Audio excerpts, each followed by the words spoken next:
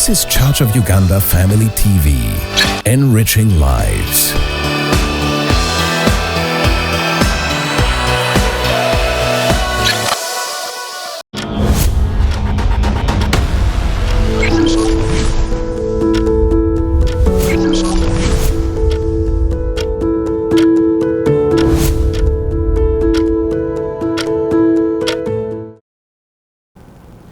A very good evening to you, esteemed viewer. We want to thank you so much for coming through. This is Family Hour, empowering families one episode at a time. Of course, it's a fresh week. It's a Monday, and we have a lot of hope in the week. Therefore, you can't afford to lose hope on a Monday. There's still a lot of opportunities for you.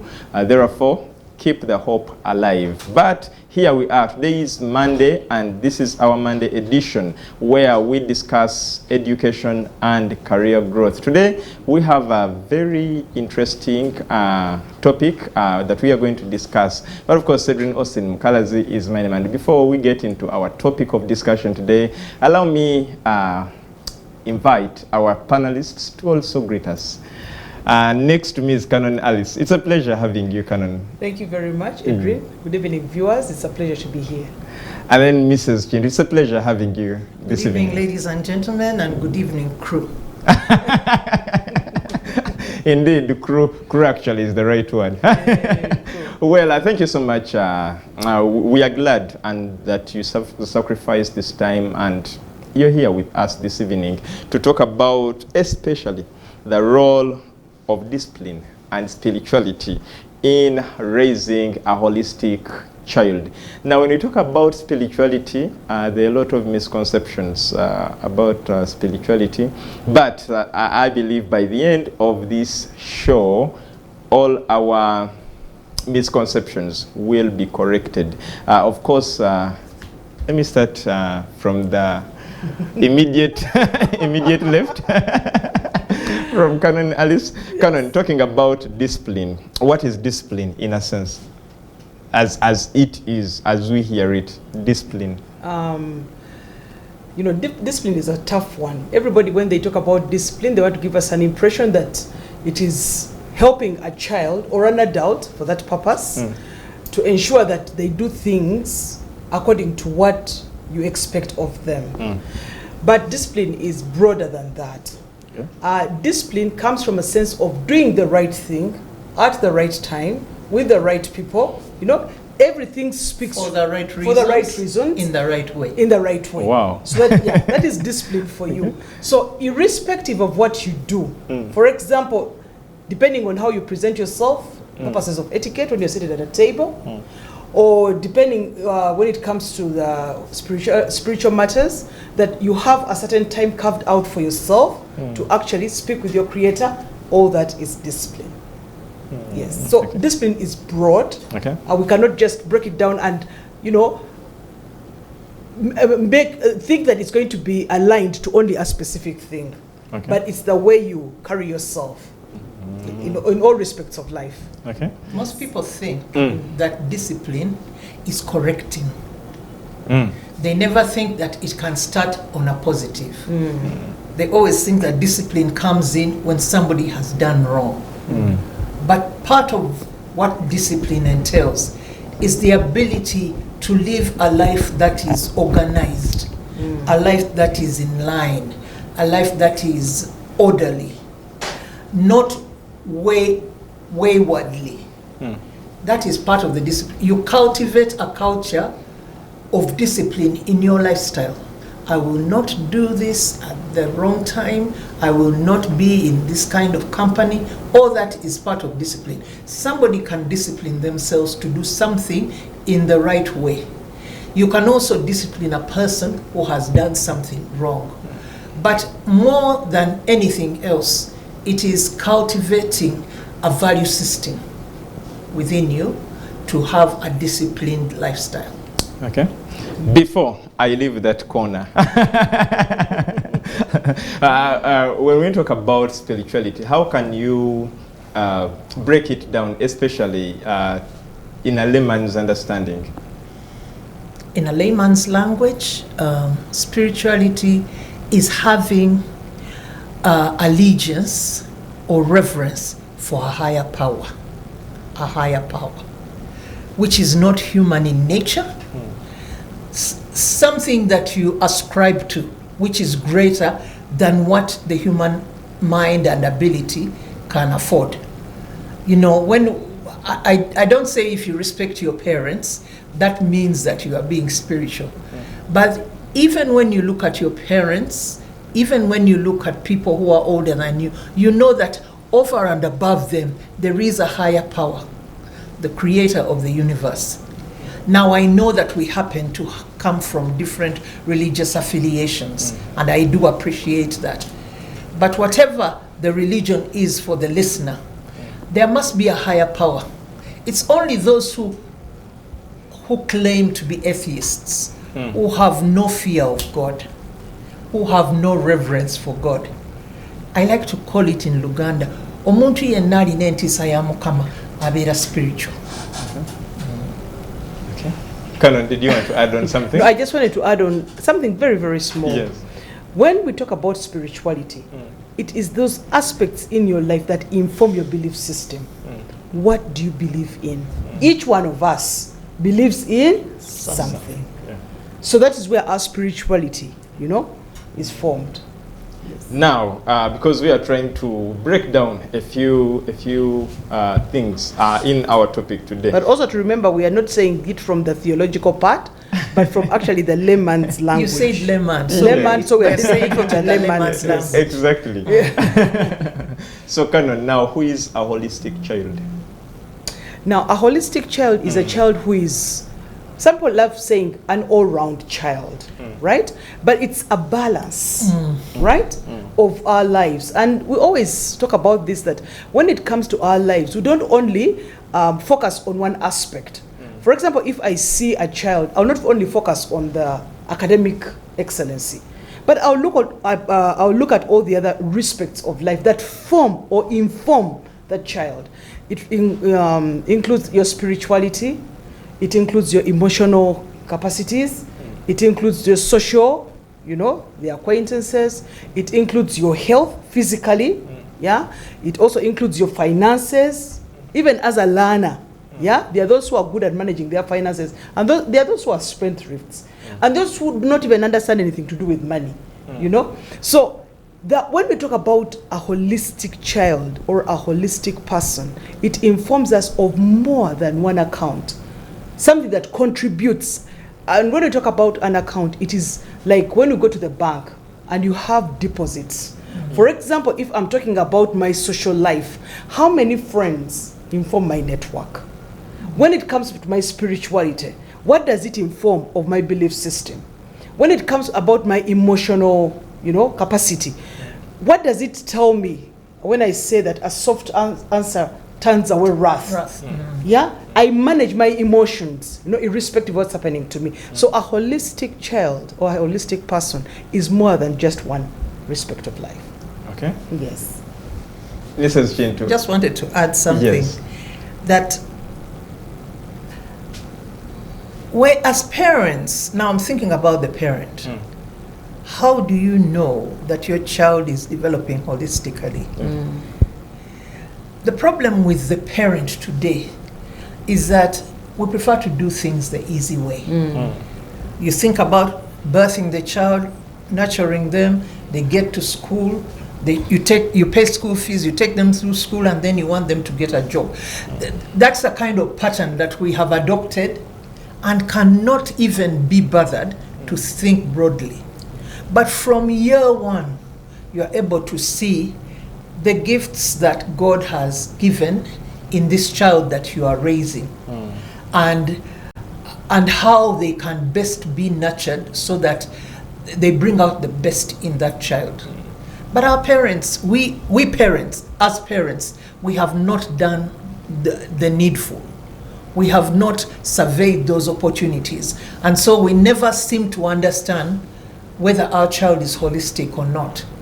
But creating an atmosphere at home which enables good gifts and good potential to come through, giving them some level of freedom to exercise their abilities is something that will help to bring out that child holistically.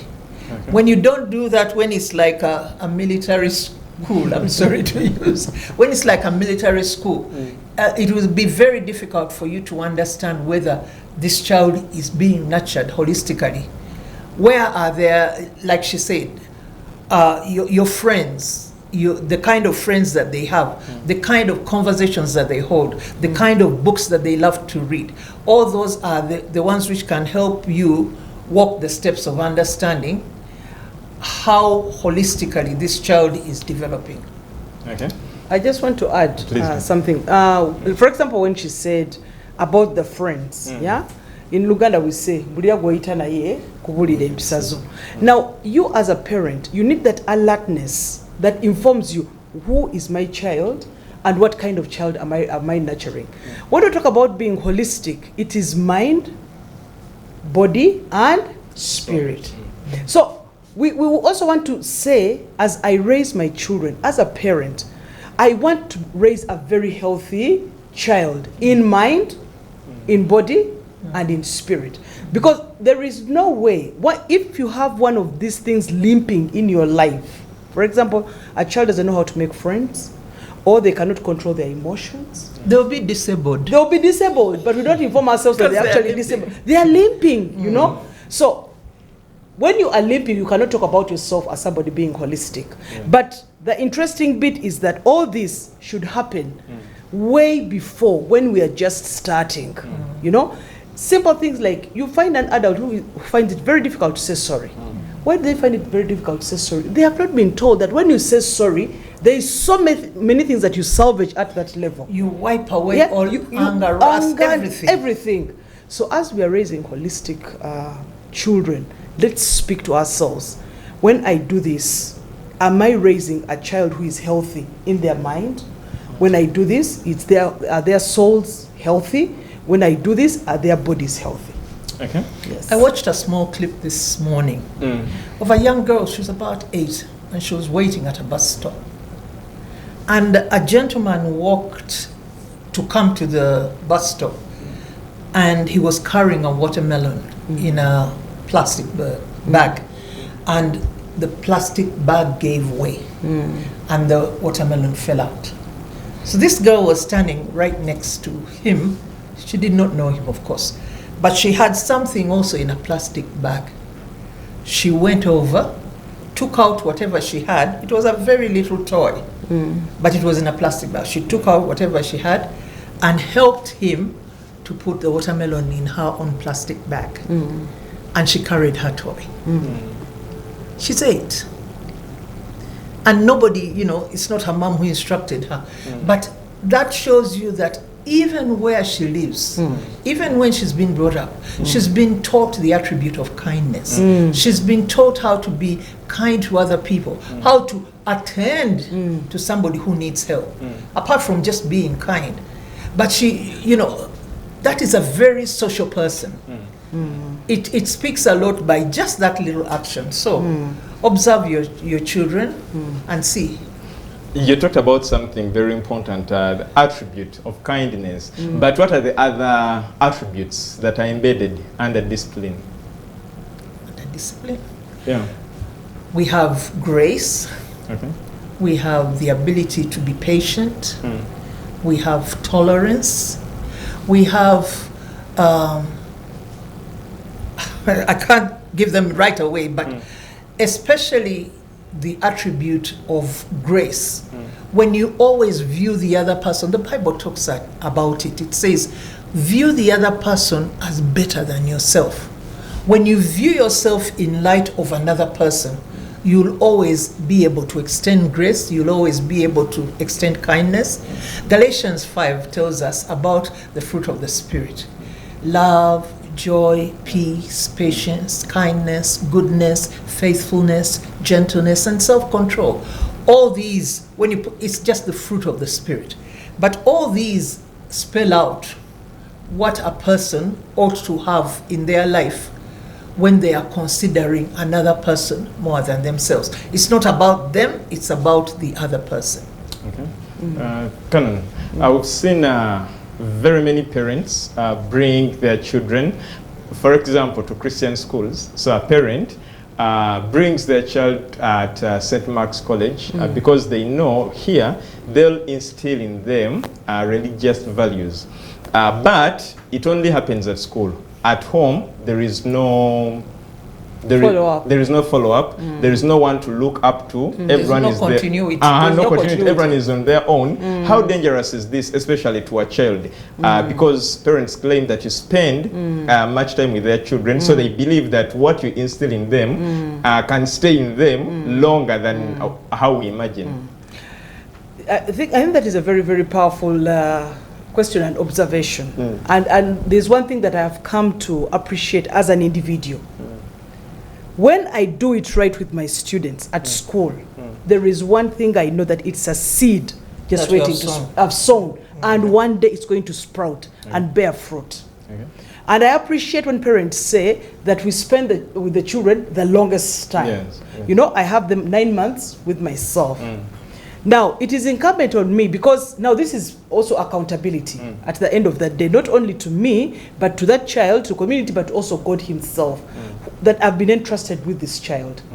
And I'm not going to be afraid, I'm not going to fret, that when they go home and there is no continuity, you know, they're going to lose it. The Bible gives me a promise. Train up a child in the way that they should go, that even when they are adults, they will not depart from it. And I anchor into that promise. I'll do the right training in the right way. As an adult, and I have seen people who come out and say, we used to pray a lot. But as adults, they realize, wait a minute, this is what made me the person that I am today. They will go back and pray. So and I'd like to add on to, there's a scripture that says, yes. You know, when the parents give the children to these schools, Christian schools or any, whatever they choose to do, when they give, they know that you are not only going to impart academic, but you're going to impart something more. And by the way, when that child comes back into their home setting, they can use what they have learned to influence others. I'm amazed that I went to a school which was not necessarily that of my faith. And in fact, they tried as much as possible to inculcate their doctrine for me. But the first 5 years of my life had been well grounded. Despite the fact that I had to keep in the mold while I was at school, when I went back home, I was able to practice that which I was taught from childhood. And it has led me on up to this age. So it is possible to influence both at school and at home. But there are very key years where a child creates a foundation, a faith foundation. And I think it's the responsibility of the parent to do that. Because if I hadn't got that foundation before I went into boarding school, perhaps I'd have been swayed. And in that school, many were swayed because the effort to indoctrinate was so high. But I had got a good grounding. So the parents must be told, it is your responsibility to be the nurturer in the spiritual realm, to teach the child to pray. Not only to teach them to pray, but to pray with them, to create a discipline of always praying. A habit is created in 21 days. You pray at home for the 21 days that they are on holiday. Pray with them, ask them to pray, ask them to lead the prayers, read the word, and those things will never depart from them, like she said. Okay. There is one thing I would want to quickly add. I want you to recall your childhood days, the things that you were taught at school, and how many of them you would replay. Or it's a song that you learned, you sing it at home. If it's something that you used to do at school, you try to do it the way you did it at school. So I'll tell you, we always have our print. We have our print on the minds of those children. So yes, parents, as they bring their children in environments that they expect their children will be nurtured, you know, in respect to the faith, but also it is to talk about probably I love the culture of that school. It speaks for me, or I would want my child to grow up, with that kind of culture. You can just pursue it because there's one thing I know, there is a promise. It is to do the right training in the right way, and you leave the rest, it will take care of itself. Okay. Yes. So a parent, in other words, will say, now the school does it all. I can rest. No, the school doesn't do it all because because school is so much of routine, right? For example, if you have devotion time and you love spirituality, devotion will happen. But there are things that are not going to happen. For example, much as we would try as hard as we can, for example, for the children to work with their hands, we may not have that liberty as you would at home if you have the space. If you have very many students, you want all them to go to the garden at the same time, you want them to peel at the same time, you want them to cook at the same time. Some of these things may not really happen, but these are the social attributes they need to be able to fit as adults. You cannot instruct somebody to prepare a good meal when you don't know how to prepare a good meal yourself, isn't it? So if we have that kind of understanding that I cannot as an adult give instructions of things that I don't know about, then the parents also have to play their part on certain things in preparing their children for adult life. Okay. We'll do the academics, we'll do the mental, we may do the physical, but there are also certain things that parents have to bring on board to have a holistic child. Okay. Yes. Mrs. Chintu, at what level in a child's development should the disciplining begin? When you talk about disciplining and correcting, they are two different things. Correcting. So if you say correction, correcting. Yes. Correcting. Yes. Yes. We were born in sin, weren't we? Exactly. Because we were born in sin, you don't tell a child to do a tantrum. They do it because they want to call for attention. Yes. So discipline must begin at birth. Exactly.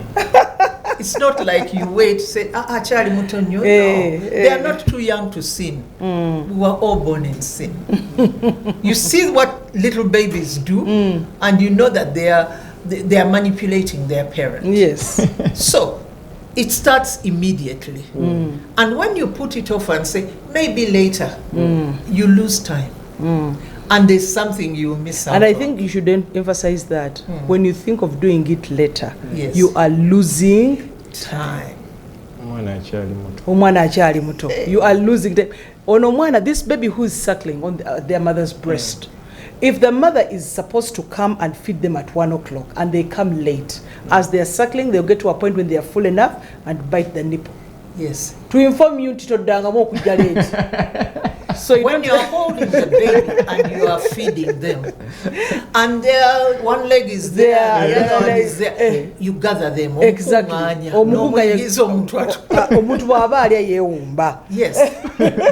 So correcting starts immediately. Okay. Yes. What about instilling in them the spiritual values, Canon? Because the beauty about learning, we learn more through observation. Okay. I'll give you an example. If you have a garden at home and your mom digs while she's singing, you kind of think that singing, when actually she's singing because, it gives her the energy. And then you find everybody in the home, why? Because it is observation. Nobody has told them that start singing.